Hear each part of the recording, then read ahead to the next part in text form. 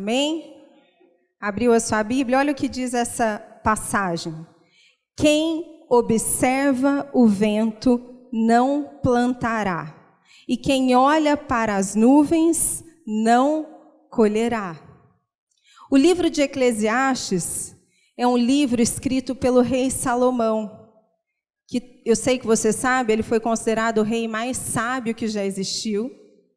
E eu entendo, pelo que eu estudei já, que nessa fase da vida dele, ele alcançou o nível de sabedoria mais profundo. E aí ele escreve esse livro para nos orientar, basicamente, que tudo aquilo que a gente conquista e que a gente tem sucesso, mas que não tem propósito de Deus, é como correr atrás do vento.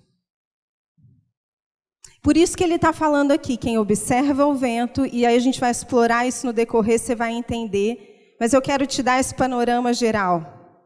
E eu quero te levar a pensar comigo, para começar a nossa reflexão, toda vez que a gente está diante de uma mudança, ou de uma melhoria, de um avanço que a gente quer fazer, começa uma luta entre a nossa mente e o nosso espírito. Quem já passou por isso?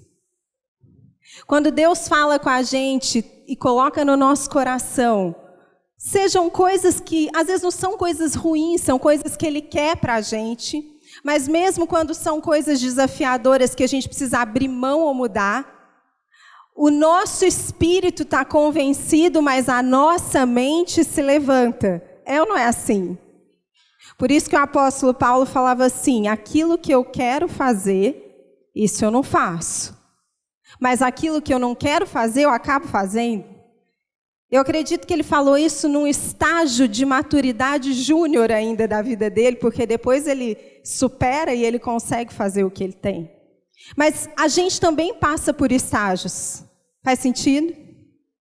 Então, eu quero que você comece a pensar agora em que momento da vida você está e qual é a luta que já existe na sua mente. Eu não sei se você sabe, mas tudo aquilo que a gente coloca atenção se torna um filtro pelo qual nós olhamos e encaramos o mundo. Vocês já viram aquelas florestas? Imagina um lugar que é um mato alto.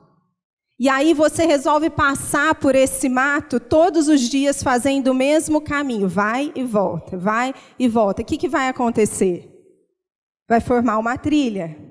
O nosso cérebro funciona assim. Tudo aquilo que a gente dá atenção, tudo aquilo que a gente dá muita atenção, a gente vai formando redes neurais. E isso vai se transformando, vai compondo a nossa forma de pensar. E a nossa forma de pensar, ela é tão poderosa, que hoje já é comprovado que além de afetar os nossos comportamentos, afeta até a nossa fisiologia e a nossa biologia. Você sabia disso? Você sabia que já é provado que a gente não é definido mais pela nossa genética? Quem aqui teve na sua família alguém que tinha problema de coração? Ou que teve câncer? Eu vou te dar uma boa nova e que tem base na palavra. Você não precisa mais ter medo. Hoje você vai aprender a lançar fora esse pensamento que porque a sua mãe teve, você vai ter, porque a ciência já provou que a genética não define quem a gente é. Porque os nossos pensamentos são capazes de ativar ou desativar genes. Você pode até ter herdado um gene da sua família que contém essa enfermidade, mas se os seus pensamentos forem levados cativos e obedientes a Cristo, esse gene nunca vai ser ativado na sua vida. Isso não é maravilhoso, gente? Isso é incrível. Outro dia eu estava ouvindo uma pessoa falar assim, não, porque na minha família todo mundo teve essa doença e não tem jeito. Então eu vou comer do jeito que eu quiser, eu não vou cuidar, eu vou fumar, vou beber mesmo. mudança de mentalidade. É claro que se você não cuidar de você, você vai fazer o quê? Ativar o gene da enfermidade que afeta o seu corpo. Tudo bem? Está fazendo sentido? Vou contar uma experiência para vocês. Esse é um vídeo que está no TED, de uma pesquisadora que chama doutora Alian Mullin. E ela conta várias experiências e experimentos que eles fizeram para mostrar o quanto aquilo que a gente acredita define quem a gente se torna, e depois a gente vai falar um pouco mais disso. E eles fizeram um experimento com o milkshake, o teste do milkshake. Quem já ouviu falar disso? Ninguém? Ok. Eles fizeram um milkshake, chamaram um grupo de pessoas, pagaram lá 70 e poucos dólares e falaram, olha, vocês querem participar? Queremos, ok. Então, vocês só têm que tomar esse milkshake. Enquanto vocês tomam, a gente vai medir o que acontece no sangue de vocês. Por quê? Porque no nosso organismo tem um hormônio que chama grelina, que é responsável pela fome. Ele é produzido no nosso intestino. Então, toda vez que você ficar muito tempo sem comer, um tempo sem comer, quando esse hormônio ele começa, a taxa dele começa a subir no seu organismo, dizendo para o seu cérebro o seguinte, está na hora de comer, estou com fome. E aí eles chamaram essas pessoas que estavam um tempo sem comer e deram para elas um milkshake, mas antes delas tomarem, falaram assim, ó, é o seguinte, esse milkshake, ele é fit, ele é light, não tem açúcar, tem só 140 calorias, então, tudo beleza? Beleza. O que acontece com a grelina, com esse hormônio da fome, quando você come, é que ele vai, então, diminuindo o nível dele no organismo, porque o seu cérebro está recebendo a informação de que você está sendo saciado, tudo bem? E aí essas pessoas, então, tomaram esse milkshake, e enquanto elas tomavam, eles perceberam que o nível de grelina baixou muito pouco. Beleza, foram embora. Dali 2 semanas, eles voltaram para a fase 2 do teste. E aí, os pesquisadores chegaram para esse grupo e falaram assim, hoje a gente tem uma notícia boa para vocês. Hoje vocês vão tomar um milkshake da hora. Ele tem mais de 600 calorias, é maravilhoso. Aquele que todo mundo merece. Aí os caras sentaram lá, colocaram a agulhinha na veia e começaram a tomar o milkshake. Sabe o que aconteceu com o hormônio da grelina? Desceu mais do que 30% a mais do que da outra vez. E aí terminou o teste, eles chamaram essas mesmas pessoas e contaram para elas que o milkshake era o mesmo do outro dia. O que aconteceu? Quando elas receberam a informação de que elas iam tomar algo que era pouco calórico, elas acreditaram naquela informação e a mente delas controlou a reação do hormônio dentro do organismo delas. Quando elas foram tomar um milkshake super calórico, o que elas pensaram? Rapidamente a gente vai ficar saciado. Quem não fica saciado? Quem não toma um milkshake aí? Quem gosta de milkshake? Quem já tomou um milkshake grandão, daqueles exagerados, e saiu se sentindo estufado? E fala, ai, não vou comer mais nada. Eu sei que é mentira, mas não vou comer mais nada hoje. Não é verdade? Essa é uma coisa que ela conta, um experimento, para falar um pouquinho do quanto a nossa mente é capaz de produzir efeitos no nosso organismo. Agora, eu te pergunto, se uma experiência dessa altera a produção ou redução de um hormônio, o que os seus pensamentos são capazes de fazer diante da sua vida e do seu destino? Sabe, quando Deus criou a gente, Ele criou a gente para viver num ambiente de amor. O que é isso? A química que a gente já tem, que é a química necessária que a gente precisa para viver. Sabia que a gente já tem a química necessária e que a gente não precisaria tomar remédio? Por que a gente toma, então? Você sabe me responder isso? Porque a gente vive em ambientes tóxicos.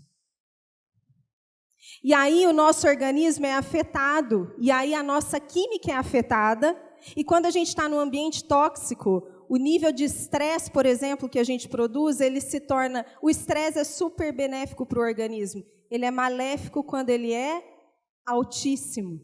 Mas é necessário, a gente precisa do hormônio do estresse. É ele que nos ajuda a nos manter alertos, por exemplo. Mas quando a gente está num ambiente em que a gente não funciona muito bem, a nossa química também não funciona bem, e aí a gente precisa tomar remédio para regular aquilo que deveria ser natural. E hoje eu estava orando e o Senhor me falava assim, a Sara estava até comigo, vocês estão retornando para o ambiente original,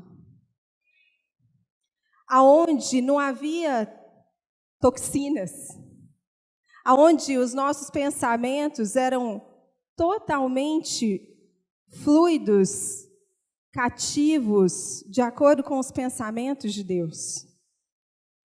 Mas ainda estamos voltando. Faz sentido para você? Alguns de nós ainda talvez nem tenha começado essa jornada. Como é que eu sei disso? Para pensar. Quem é escravo de quem? Você é escravo dos seus pensamentos ou seus pensamentos são seu escravo? E você já vai saber em que momento você está. Quem domina quem? Ou que tipo de pensamento te domina? Aquele que te distrai do caminho ou aquele que te aproxima de Deus? Quando eu converti, mais ou menos, são uns 2 anos atrás, não faz tanto tempo assim, eu me lembro de um ensinamento que eu nunca mais esqueci, de um ministro que contribuiu muito para a história da igreja. Ele falava assim: você quer saber se é a voz de Deus ou não? O primeiro indício é o quanto aquela mensagem te aproxima de Deus e o quanto ela te afasta ou te diminui. Se ela te levar para mais perto de Deus, se ela te gerar mais amor, mais fome, mais sede, esse é um indício de que Deus pode estar através dessa mensagem, dessa pessoa, dessa voz. Amém? Levem isso com vocês e vocês vão saber. Então, por exemplo, você sabe, vamos voltar lá na luta da nossa mente. Você sabe que você precisa emagrecer. Mas aí você olha no calendário e fala assim, não, mas hoje é dia 2 de novembro, o Natal está aí. Para que eu vou começar a fazer dieta agora, gente? Já tem ceia. Já nada, gente, falta 2 meses, dá tempo ainda. Ah, mas depois vem ano novo. E aí, o que a gente faz no ano novo? Um monte de promessa que não se cumprem. Mas, como nós somos um povo que tem entendido que a gente precisa mudar e depois mudar lá fora, eu quero declarar que esse ano e o ano que vem, todas as suas promessas, Deus vai te dar coragem e disciplina para cumprir. Amém? Você recebe isso? Ou então você sabe que você precisa organizar as coisas. Tem gente que fala assim, não, mas eu não consigo, porque eu não tenho tempo. Você não tem ideia como é minha vida. Eu te garanto que se você parar para organizar suas coisas, você vai achar muito tempo na sua vida. Porque a maioria das pessoas que falam que não tem tempo, não tem nenhuma organização. Não faz nem agenda, nada, não planeja. Começa a semana e ela vai vivendo o que acontece. Aí começa a lavar roupa, atende o telefone, responde o WhatsApp, sai, volta, nunca termina. É ou não é assim, gente? Eu atendi uma cliente outro dia, faz um tempo, e um dos problemas dela era esse. Ela não conseguia dar conta de tudo. E aí, vou resumir, a gente fez um trabalho de autoconhecimento e tal. O que ela descobriu? Um dia ela chega na minha sala e toda cheia de energia, assim, o que foi, fulana? Ela falou, Graça, você não tem ideia, eu trouxe para você ver. A gente já estava num estágio um pouco mais avançado e eu tinha pedido para ela fazer um exercício. Ela falou assim, olha aqui, eu tenho 2 meio períodos que eu não tenho nada. Agora eu estou até sem saber o que fazer com eles. Por quê? Porque ela não tinha organização. E aí ela descobriu que ela tinha 8 horas livre na semana. Você ficaria feliz em descobrir que você tem 8 horas livre? Agora, vem me falar que você não tem tempo para Deus. Não vem me falar isso não, por favor. Hein? Senão eu vou puxar a sua orelha. Gente, a gente tem tempo para o Instagram, para o Facebook. Não existia outro dia atrás. Como é que você introduziu isso na sua vida? Me fala. É ou não é verdade? Você tem tempo para o WhatsApp. Ah, mas o WhatsApp substituiu o telefone. Mas e daí? Eu tenho certeza que você fala mais no WhatsApp hoje do que você falava no telefone, ou não fala? Você tem mais grupo do que todo mundo aqui da sala? Quantos grupos você tem no WhatsApp? Olha lá. 514, né? Então não venha me dizer que você não consegue, porque você não tem tempo, porque se você não tivesse tempo, você não teria aberto uma conta no Instagram. E eu estou falando mais de Instagram, porque Facebook é coisa de velho, tá? É só o Instagram que é dos jovens. Jovens não têm Facebook. Viu? Fica a dica. Aí tem gente que fala assim, ah, mas eu quero fazer uma viagem, eu nunca tenho dinheiro. Você já fez alguma poupança? Não vai ter nunca. Não, mas é porque as coisas na minha vida, elas não dão certo, eu não sei o que acontece. Gente, não é recado para ninguém, pelo amor de Deus, porque eu conversei com algumas pessoas essa semana e vai parecer que tem a ver, mas amém que seja para você se servir, mas não é porque a gente conversou, tudo bem? Mas eu preciso falar isso. Porque tem gente que chega e fala assim, não, porque depois que Jesus entrou na minha vida, eu não sei o que acontece, parece que o dinheiro sumiu. Gente, eu não conheço uma história na Bíblia que fala que Jesus some com o dinheiro. Juro por Deus. Não conheço. Aí, assim, dependendo da intimidade, né, eu tento falar assim, mas como é que você organiza? Como é que você organiza suas contas? Não, porque eu queria tanto dar o dízimo, mas não sei o que acontece, a coisa some, o dinheiro cai na minha conta, a hora que eu vou ver não está mais. Eu falo, nossa, esse trem é sobrenatural demais. Não é possível. Como é que o dinheiro some da sua conta assim, sem você saber para onde foi? E aí a gente espiritualiza, parece que o dinheiro sumiu mesmo, que as contas... Aí eu pergunto assim, mas as contas aumentaram? Não, mas eu não sei o que acontece, o dinheiro sumiu depois que eu entreguei minha vida para Jesus. Está meio estranho esse negócio. O sobrenatural não é dessa forma, deixa eu explicar para vocês. O sobrenatural é para fazer as coisas aparecerem, não sumirem. É para fazer o doente que está doente ficar curado. É para trazer à existência aquilo que não existe. Amém? Então, pode ser que o dinheiro está sumindo porque você não está cuidando de como você faz as suas contas. Só isso. Você não precisa de oração. Você só precisa de organização, de sentar, pede para alguém que entende, que sabe montar uma planilha de gestão financeira. No Pinks, ano que vem, a gente vai ter o tema educação financeira. Amém? Estamos precisando, eu sei disso. Mas é muito simples. Claro que a gente pode orar e eu vou ter o maior prazer se for comigo.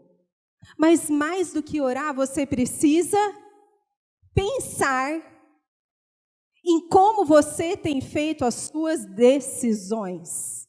Amém? Tudo bem até aí? Fala para a pessoa que está do seu lado. Não vem me falar que o dinheiro sumiu depois que Jesus entrou na sua vida.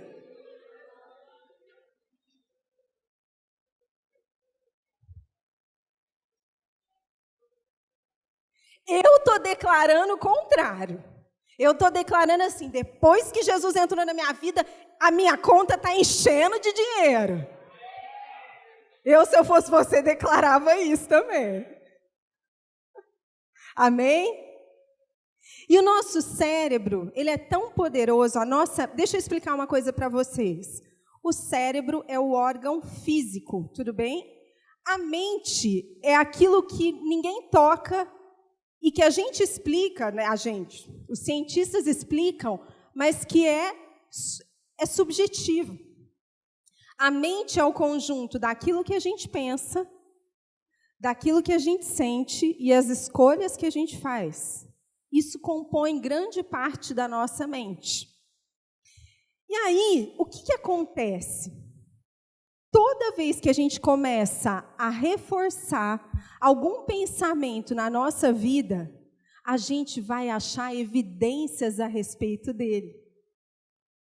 Tanto quando a gente reforça coisas que são reais, eu já vou dar um exemplo para vocês, quanto histórias que a gente cria na nossa cabeça, histórias sem H, com E, quem sabe disso? Quem lembra disso da escola?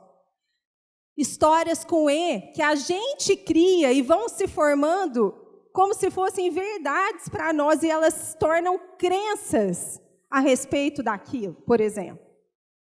Como é que isso funciona? Quer ver? Quem aqui já comprou um carro branco? Quando você ia comprar o carro, antes de comprar, até você decidir que ia ser branco, você reparava tanto de carro branco que tinha na rua? E depois que você decidiu?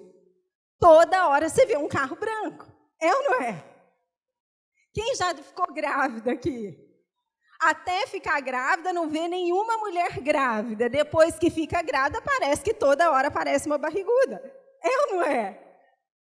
Porque o nosso cérebro faz isso. Aquilo que a gente coloca a nossa atenção, ele vai procurar evidências, sinais. Por isso que a gente tem que tomar cuidado, porque às vezes a gente cria tanta história de coisas que Deus está falando, e aí a gente vai até achar sinais, sabia disso?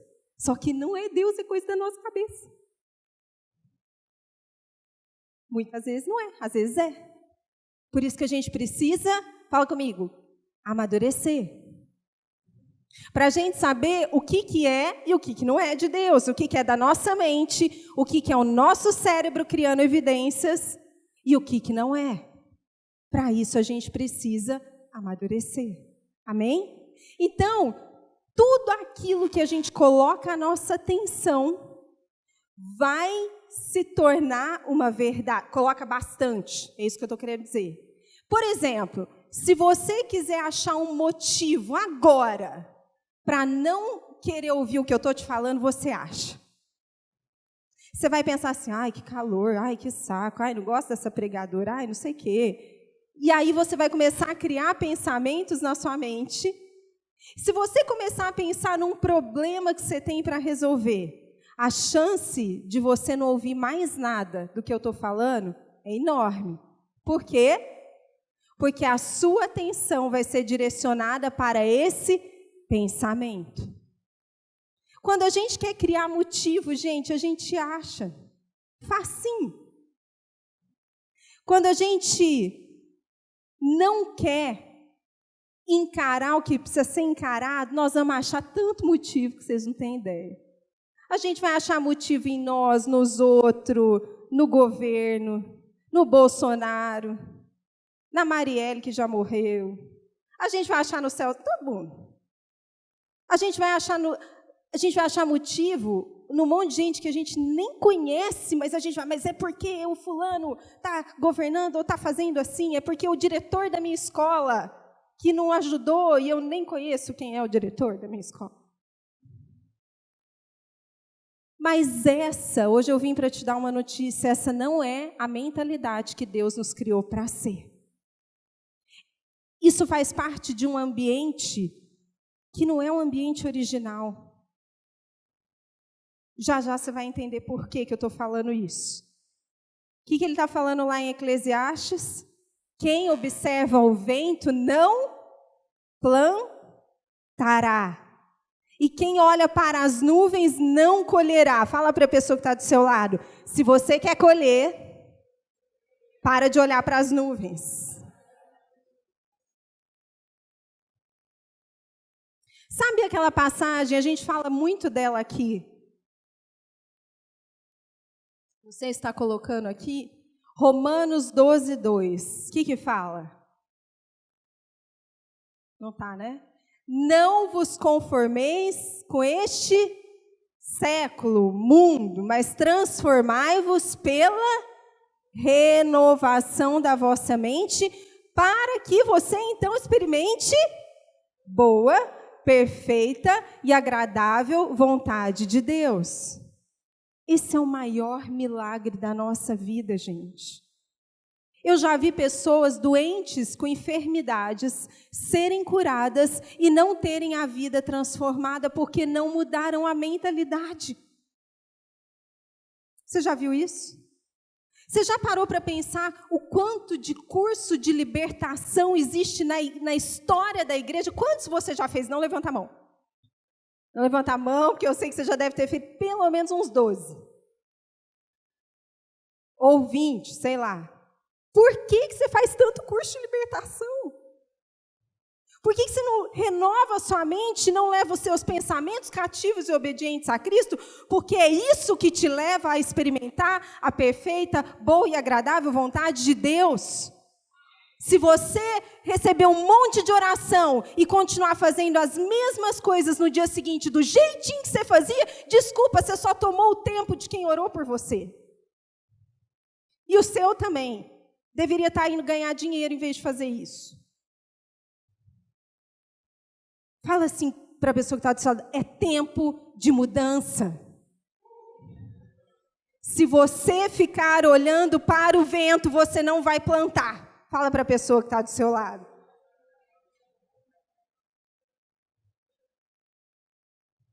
E ainda falando um pouquinho dessa coisa de como a gente funciona.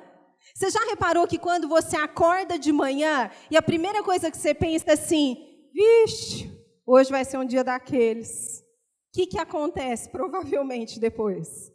Eu não vou nem pregar mais, gente. Vocês já sabem. Vai ser porque... Sabe por que vai ser? Porque você vai mandar uma mensagem. Isso é o que está formado na sua mente. Vai entendendo a história. Aí você vai mandar uma mensagem para alguém no WhatsApp, um textão, e a pessoa só vai responder com 3 palavras. Aí você vai falar, tá vendo? Olha só, que grosseria, nem me respondeu direito, e não sei o quê. E aí você vai começar a criar histórias.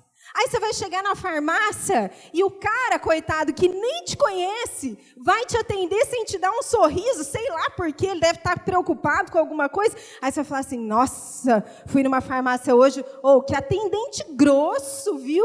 Nem olhou na minha cara. E aí você vai chegar em casa e, sei lá, vai encontrar a sua esposa atarefada, correndo, e sem querer ela deixou passar alguma coisa, ou o contrário, e você vai falar assim, nossa, você só me maltrata, hein? Que coisa horrorosa. Olha aí, eu cheguei, você já está com aquela cara feia. E aí a pessoa vai virar e falar assim, eu não estou entendendo. Calma. O que está acontecendo aqui? Você já passou por isso? Tem gente que às vezes fica procurando tantos motivos, eu estou falando do fundo do meu coração, que às vezes eu vou conversar e eu preciso explicar antes que não é nada ofensivo, para não virar um motivo distorcido daquilo que eu falei. Calma, o que eu vou te falar não é tal, eu estou falando sério. Às vezes até pessoas que eu trabalho junto, a gente acha motivo para tudo que a gente quiser. A gente dá um treinamento na nossa empresa para líderes, e é um treinamento extremamente disruptivo. Antigamente a gente falava assim, ele quebra os paradigmas, hoje a gente fala disruptivo. Ele muda completamente a forma de ser do líder. Imagina que a cultura que a gente carrega é a cultura de um líder que ele precisa dizer para as pessoas o tempo todo o que elas têm que fazer, ensinando, ou seja, a fonte de sabedoria e de informação é sempre o líder.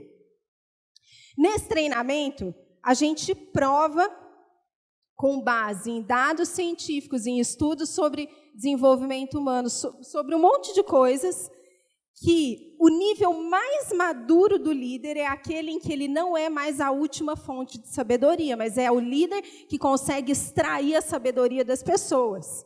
Isso eu estou simplificando, tá, gente? Aí, toda vez que a gente dá esse treinamento, as pessoas têm amado, mas tem momentos que tem líderes que ficam extremamente desconfortáveis. E aí eles começam a achar motivos para não colocar em prática, por exemplo. Não, mas eu estava pensando, depois do intervalo, porque eu vou chegar lá na minha equipe, a hora que eu falar para o cara, ao invés de dizer para ele o que fazer e eu começar a estimular ele a pensar, não sei o que, ele não vai aceitar, ele não vai querer. Vai acontecer isso, vai acontecer aquilo. E aí o nosso papel é provocar mais essa pessoa para ajudá-la a perceber o quanto disso é verdade e o quanto disso é um motivo que ela mesma está criando para não dar o passo de mudança que ela precisa.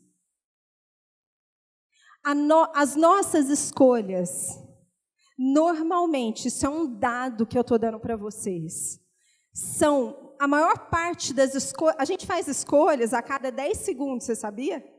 10 segundos você faz uma escolha. E as nossas escolhas, a maior parte delas, é baseada naquilo que a gente acha que está acontecendo e a gente nem checa para saber se é verdade. Sabe por que acontece isso? Porque todo pensamento que a gente cria gera um sentimento. E aí, sabe o que a gente fala? Eu estou sentindo que eu devo fazer isso. Eu estou sentindo que é por aqui. Eu não estou me sentindo. Ou eu estou sentindo ou eu não estou sentindo. E aí a gente faz escolhas. Com base naquilo que a gente sente. A gente precisa aprender na igreja, amadurecer para discernir o que é sentimento produzido pelo pensamento e o que é discernimento espiritual. Amém?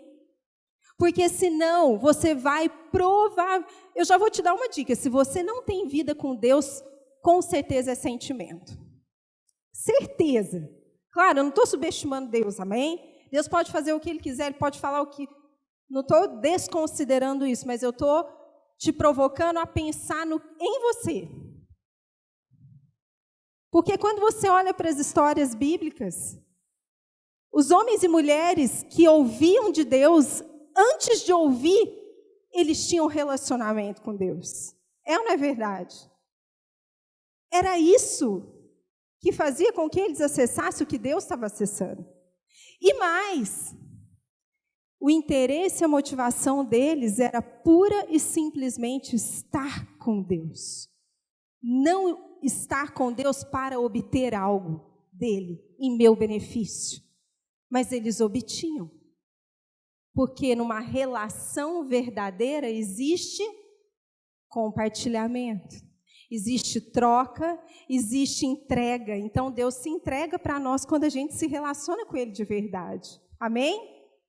Então, quando você está diante de uma situação, se Deus quiser, em outro momento, eu vou trazer para vocês caminhos de como a gente aprende a tomar boas decisões. E graças a Deus que muita coisa que está na Bíblia, Deus tem levantado homens e mulheres que são cientistas. Eu não sou, amém? Eu estudo neurociência, estou fazendo uma pós agora em neuropsicologia, porque tem a ver com a minha profissão, tem a ver com o meu ministério, e eu amo estudar isso, então eu tenho buscado me aprofundar um pouco mais nisso. Mas Deus tem levantado homens e mulheres, cientistas, gente cristã, séria, que está achando as respostas da ciência na Bíblia, e tem publicado livros mostrando, eu vou contar uma para vocês. Quem aqui já leu aquela passagem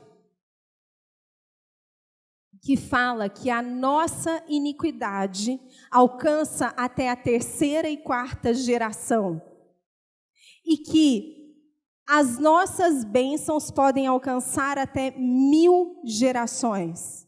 Quem já ouviu essa passagem? Está na Bíblia. Sabe que a ciência já tem provado como é que isso funciona? Vamos imaginar que os seus antepassados foram famílias de coringas.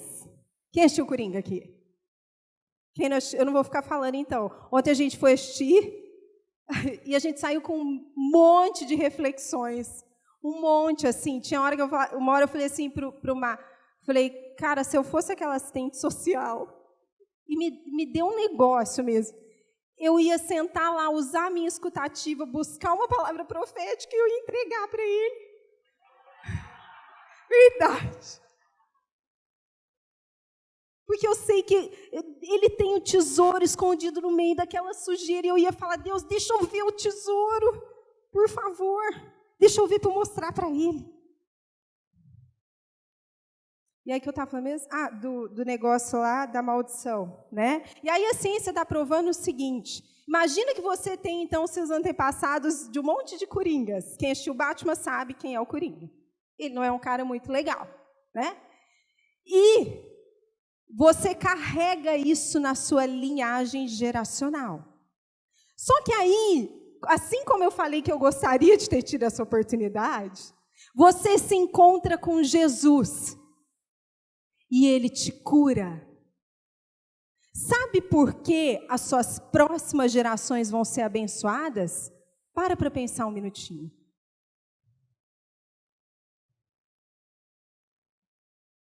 Porque a cultura e a mentalidade que você vai ensinar os seus filhos não é mais a anterior. O jeito de pensar vai ser diferente.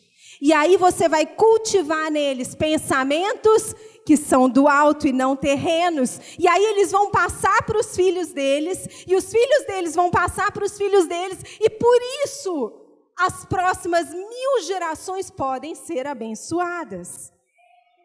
Não é só o sobrenatural, o etéreo que caiu do céu, é porque a sua mente foi curada, renovada, e aí quando você senta em casa, como você conversa, as palavras que você fala, o que você ensina é renovado. E aí os seus filhos vão aprender a ser renovados, eles nem vão precisar passar pela renovação, porque eles já vão aprender como é ser renovado.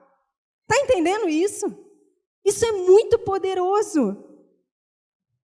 Por isso que o nosso legado é geracional.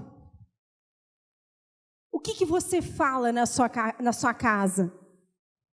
Eu falo uma frase lá em casa muito assim, tudo que a gente tolera entrar na nossa casa, no nosso ambiente, afeta a nossa cultura.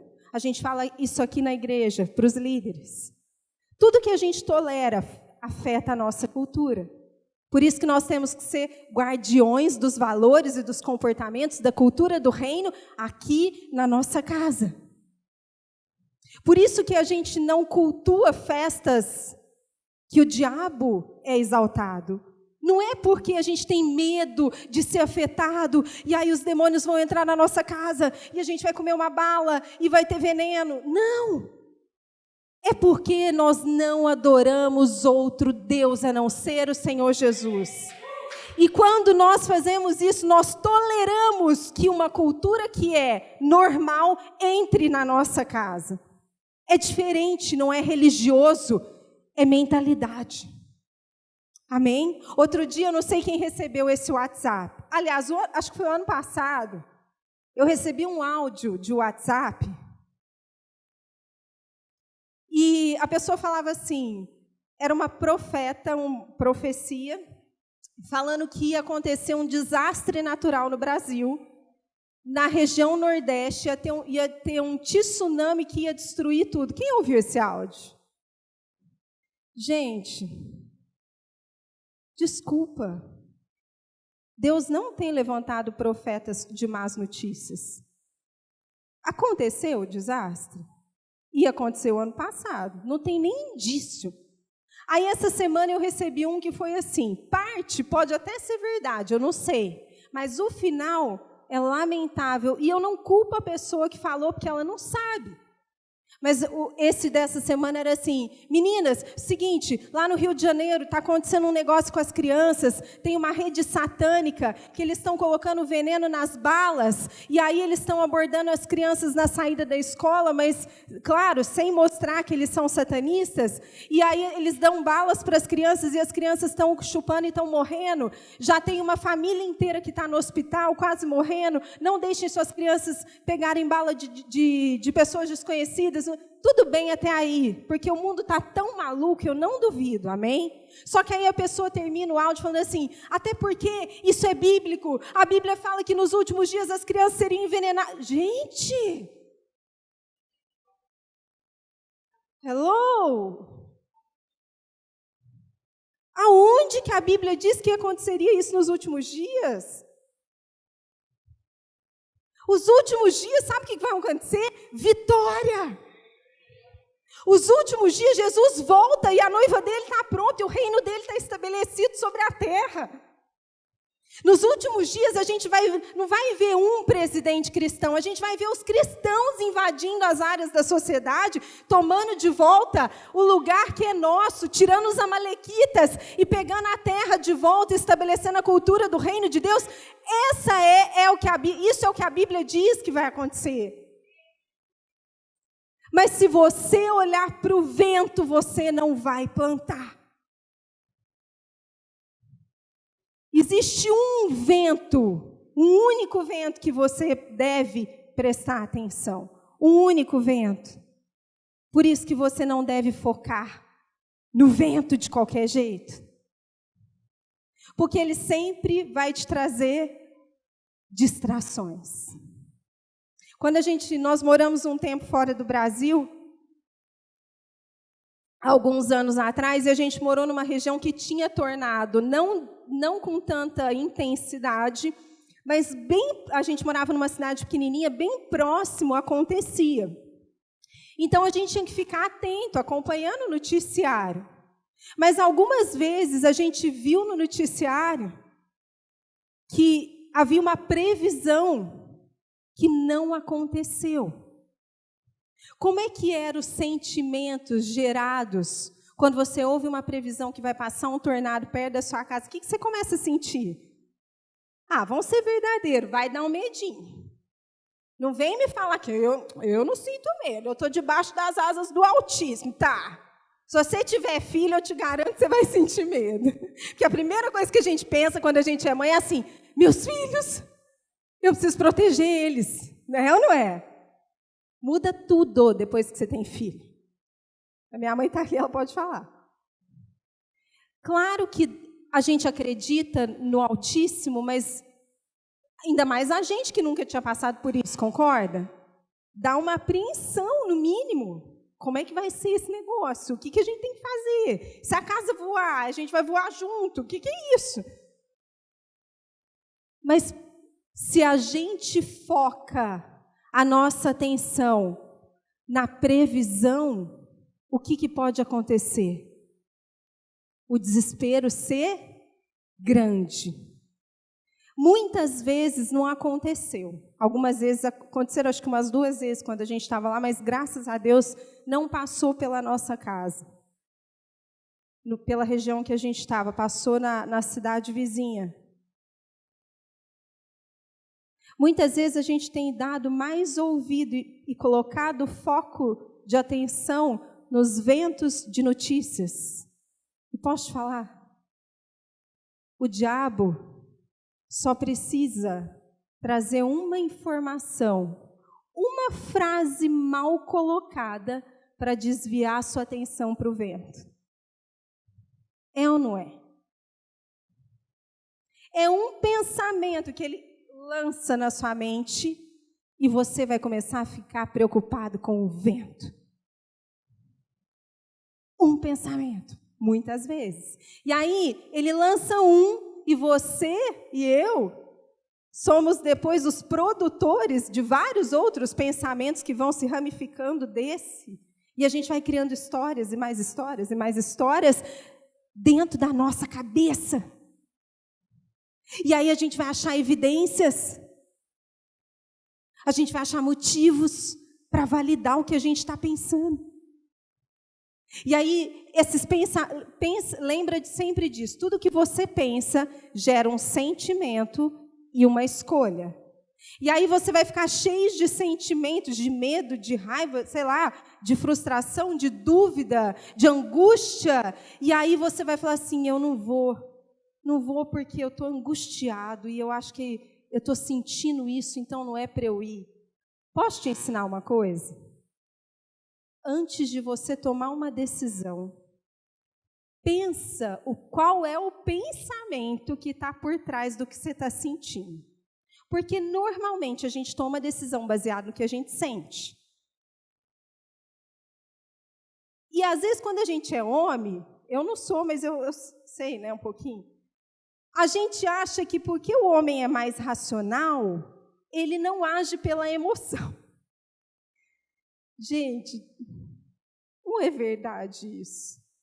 O fato de você ser mais racional não tem nada a ver. Todos nós somos seres emocionais. Em todas as nossas escolhas, as emoções estão presentes. A diferença é quando você reconhece que emoção é e sabe gerenciar ela para que ela não te domine. Amém?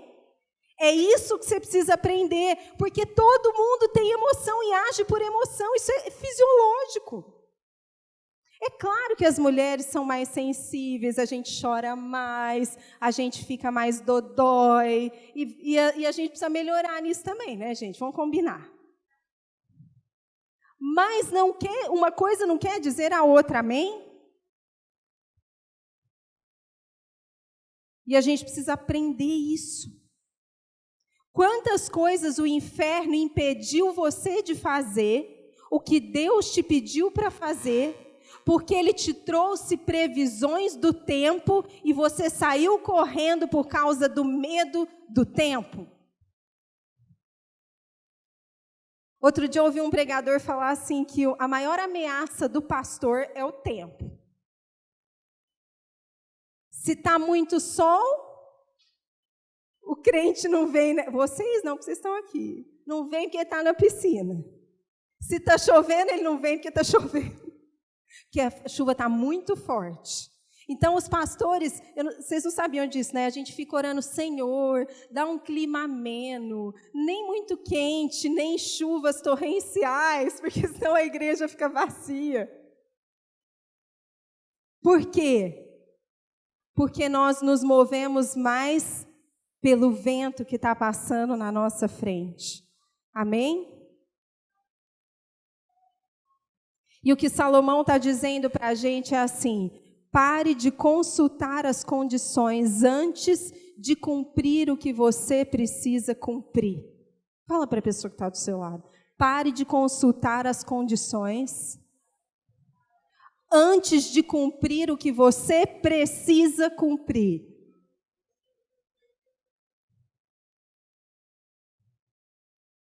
Abre em 2 Coríntios 10, 5. Vamos ver o que Paulo fala. Eu vou ler só esse trecho. E ele fala assim: destruímos argumentos e toda pretensão que se levanta contra o conhecimento de Deus e levamos cativo todo pensamento para torná-lo obediente a Cristo. O que ele está falando? Como é que a gente destrói aquilo que se levanta contra o que Deus tem para a gente? Pegando os pensamentos que ficam brotando na nossa mente e canalizando eles para Cristo. Pega o pensamento que não é de Jesus e traz o que é de Jesus. Amém? Você foi chamado para ter a mente de Cristo. Isso não é algo etéreo. Você precisa trabalhar para que a sua mente seja como a de Cristo. Amém? Você precisa ler as Escrituras, você precisa... Por isso que a Bíblia fala um monte de vezes, medita dia e noite. Ela não está falando para você meditar. O meditar no original, em todas essas passagens, é rumina o que está escrito, pensa no que está escrito.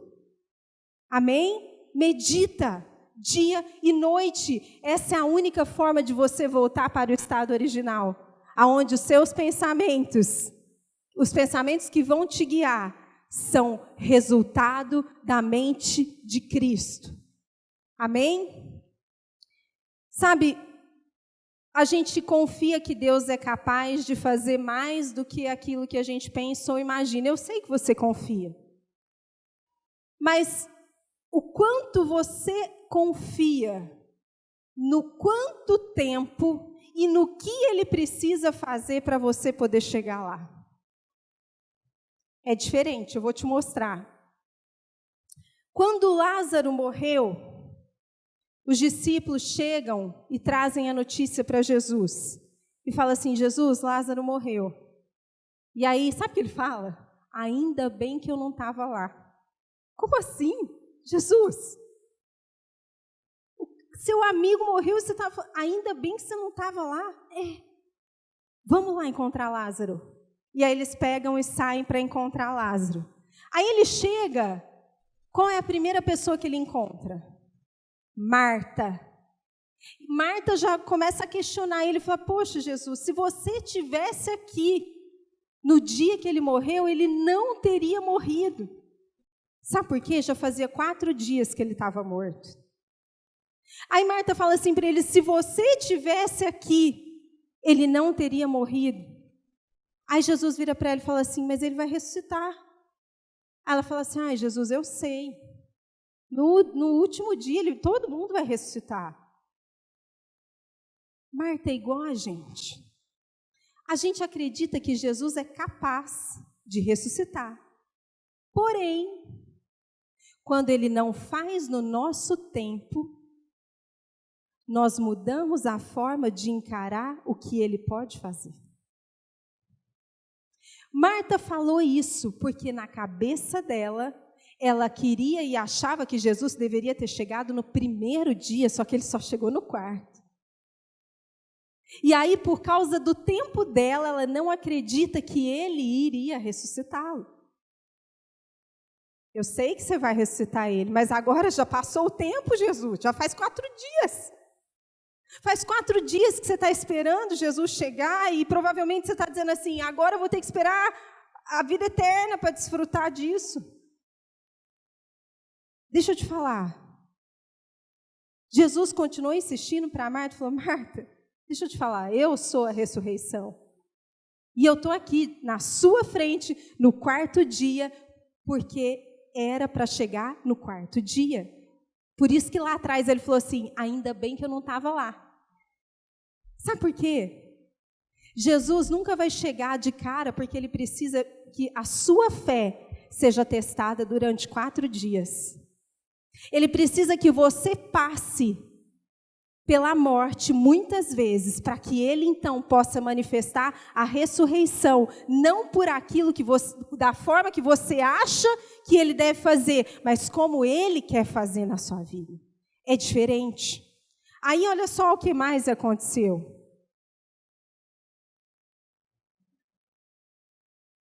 Quando Jesus não aparece para eles, para Marta no primeiro dia, ela começou a observar o vento. Qual era o vento dessa situação? Meu irmão está morto. Jesus não chega.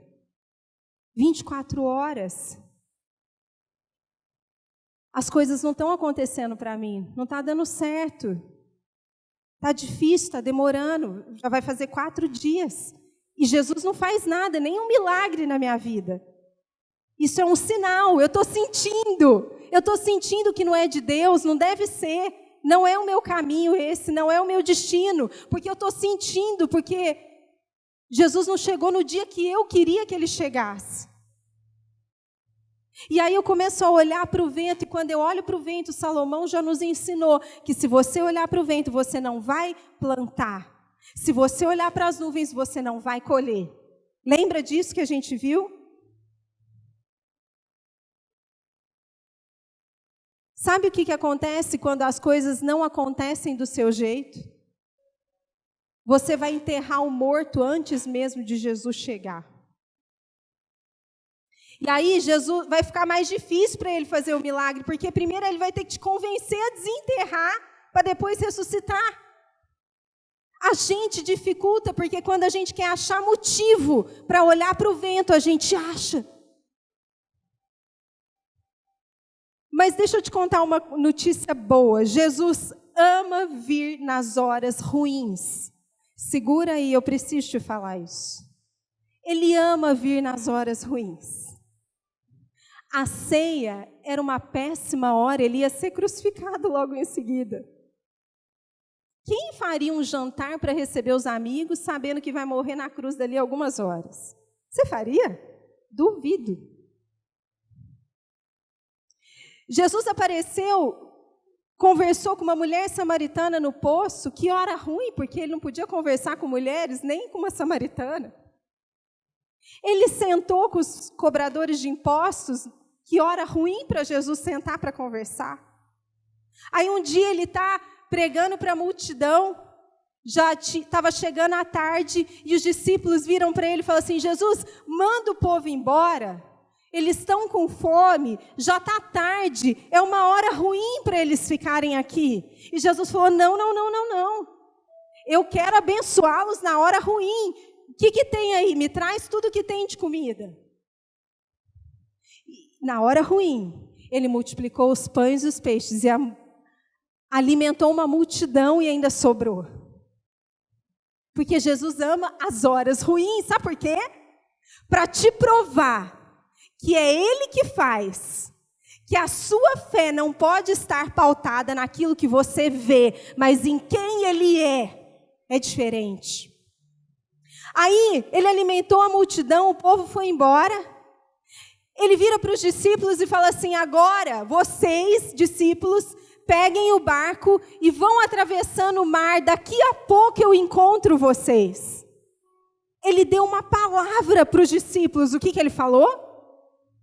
Fala comigo: daqui a pouco eu encontro vocês do outro lado do mar. Guarda isso. Porque eu vou subir no monte para orar. Foi ou não foi? Aí os discípulos entram no barco e começam a navegar. Eu quero que você imagine o cenário. Isso já era à noite.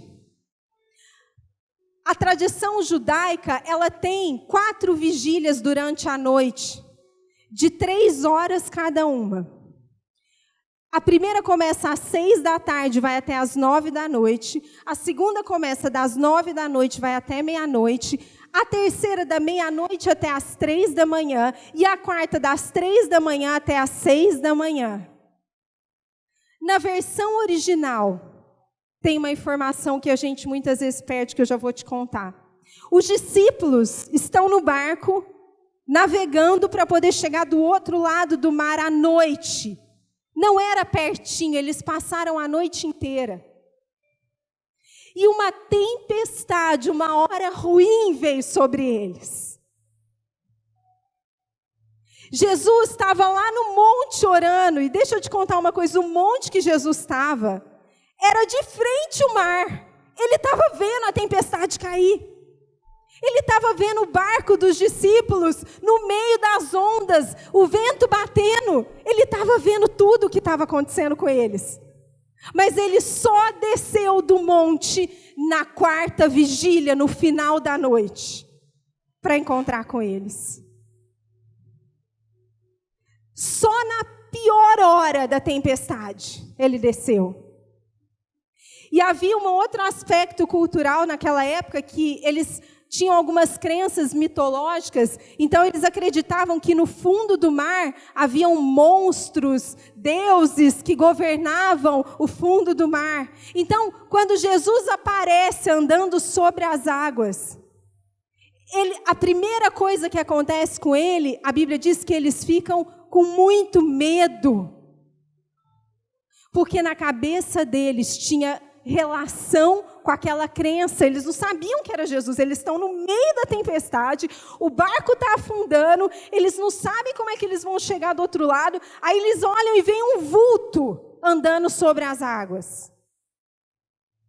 No mínimo, você ia achar que era o monstro do Lago Ness, né? Eu tenho certeza que você ia pensar em todo mundo, menos em Jesus. E aí Jesus vai se aproximando. E Pedro reconhece ele. E o que Pedro fala para ele?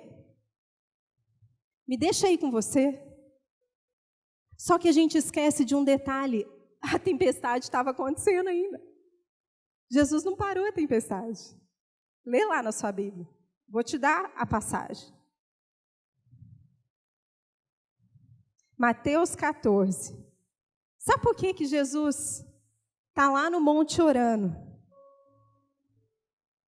Talvez nunca tenha passado isso pela sua cabeça. Quando Jesus pede para os discípulos irem, ele não falou para eles que ia ter uma tempestade. Ou falou? Porque se ele fala, você acha que eles vão? Sem Jesus aí, mas nunca. Jesus não vai te contar das suas tempestades com antecedência. Sabe por quê? Porque o justo vive pela fé e não pelas notícias que a previsão do tempo te dá.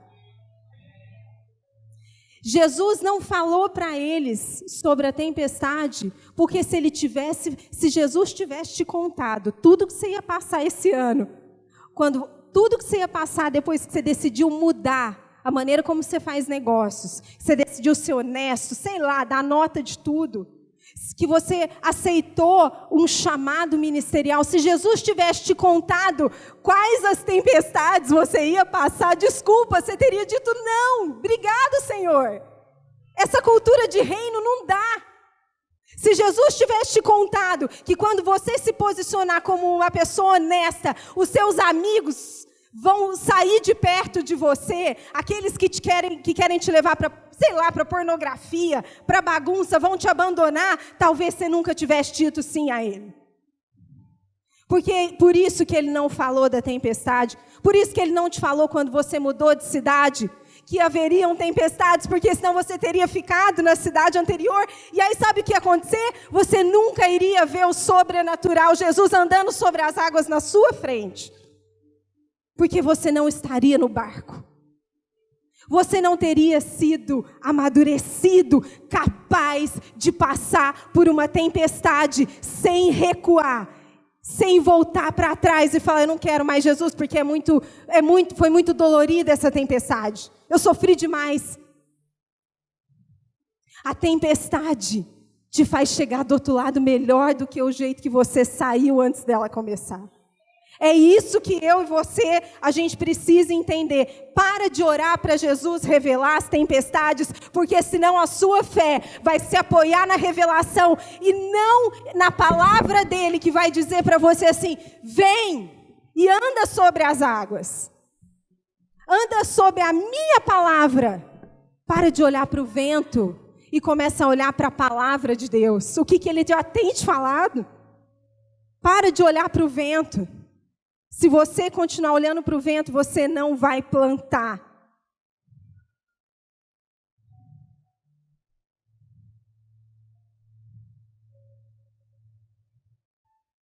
Jesus estava lá no alto do monte, sabendo tudo o que ia acontecer.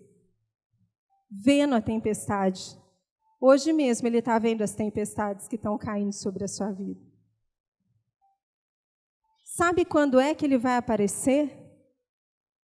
No momento certo, na quarta vigília da noite, quando você talvez não tenha mais no que se apegar, quando você virar e falar assim, cansei, tentei de todas as formas, joguei a rede de um lado, joguei a rede do outro, nada peguei, aí Jesus vai aparecer e vai falar assim, que bom que você não pegou nada, uhul!